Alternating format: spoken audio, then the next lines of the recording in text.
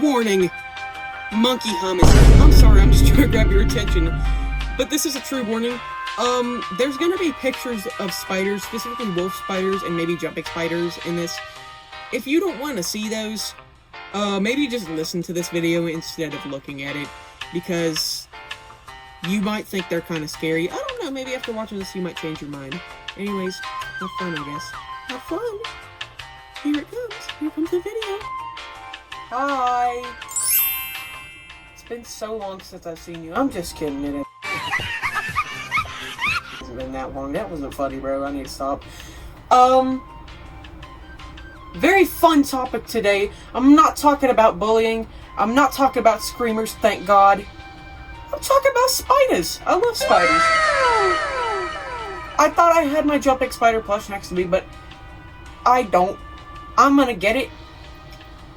This is my spider. Ignore his collar. Look at how cute this is. Tickle, tickle. Today, I'm going to teach you how to get rid of your arachnophobia. My credentials are, I used to be afraid of freaking gnats when I was younger. I don't know how. Man, I was lame when I was a little kid. And I used to be severely afraid of spiders when I was younger too. And then I just started loving them a whole bunch. I love them all now, especially wolf spiders. So cute. Look, here's one. So cute.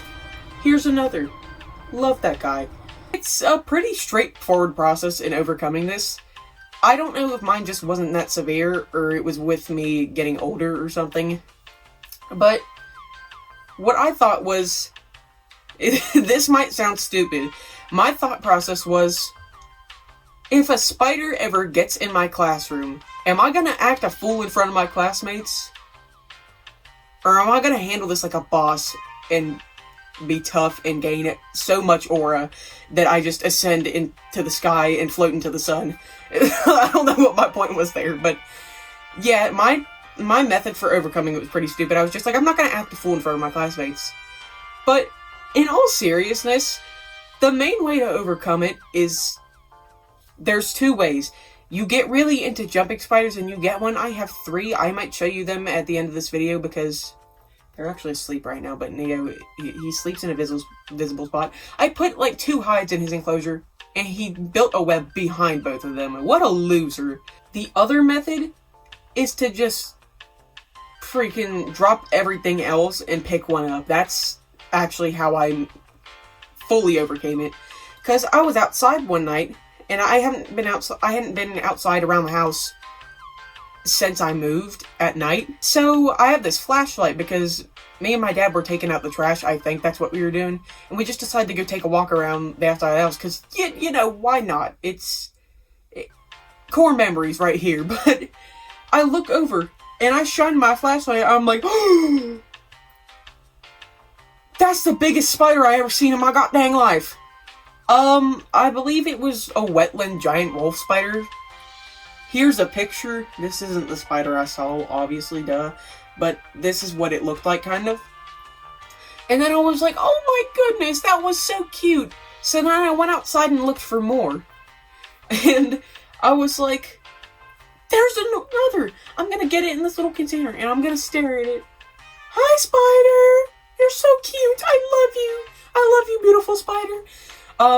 I don't know what I was thinking, but I was like, I have to show my mom this immediately. My mom is a little afraid of spiders. She loves my jumping spiders, but I just took this giant wolf spider in this container.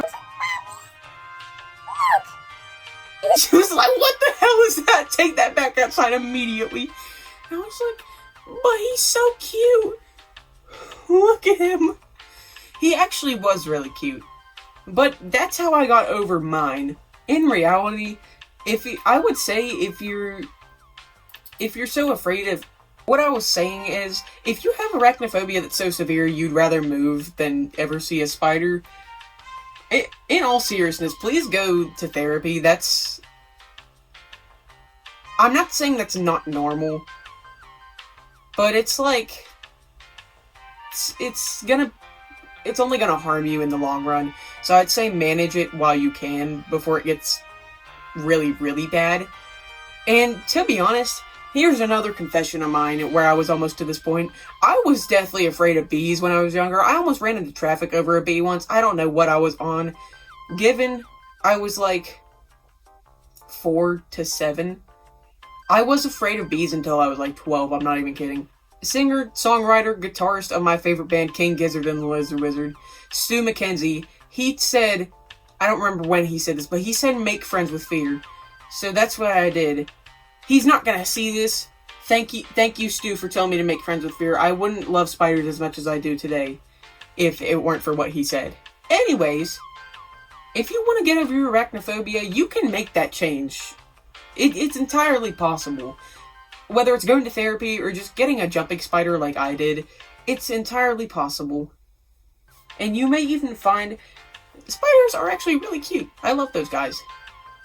And while we're on the topic of arachnophobia and spiders and such, I just wanted to bring up the disturbing fact that people are so cruel to these little guys for absolutely no reason.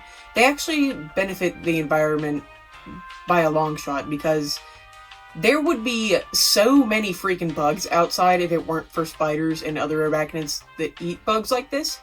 By the way, wolf spiders, a lot of them have bacteria killing venom, so they can eat things like ticks that spread disease, and therefore eradicating that one tick that had the disease. So if you see a wolf spider, don't freaking kill it, especially not if it's outside. Have y'all ever seen those videos where someone's killing a spider that was already outside to begin with? I'm just like, am I the one who thinks that's weird as hell? You're just weird if you kill anything that was already outside. Like, that's where it's supposed to be. I don't care if it was on your porch. I don't care if it was on your car. You could have, like, tickled its cheeks with a... Not like that. You could have tickled its butt with a stick instead of just killing it for no reason. That's like you walking into the grocery store and people are like, ah! And then they just shoot you immediately. Like, that wouldn't be funny if it happened to you. So, if you wouldn't like if that happened to you, why do you do it to them? Just saying, spiders and other creatures are alive and trying to survive just as we are. I don't think it's justified to kill them for literally no reason. And especially not because you think it's funny or you find joy in it, because that's a genuine mental issue at that point, and I believe you should get that checked out if you genuinely find joy in it. Have you seen those videos on TikTok of those people who build machines to torture bugs? That's just weird as hell, man. I'm not even, like, not in a funny way. That's just, you're weird if you do that. I don't mean that lightly. Like, get off, unsubscribe if you genuinely find joy in that. That, you're weird. Other than that, thank you for watching. Thank you for sticking out to the end. If you didn't, I also, like, that's fine too. I'm not gonna come to your house and be like, I heard you didn't watch my video to the end. Do you know what happens when you don't do that? But thank you for being here. I hope you have a great day, night. Please leave the spiders and other bugs alone. By the way, I'm gonna go show you what my spiders are doing right now, even though it's 12:02 in the morning. Let's go. Terrible quality. There's baby Neo. I don't know what he's doing. See, that's his hide. He decided to build a web behind it. He's kind of strange. Tavi's in her flower, so I'm not going to disturb her because that's where she sleeps. This is where Davy is. I'm not going to disturb him either because I would feel really bad if I woke him up. By the way, jumping spiders sleep. And they have REM, so that's really cool.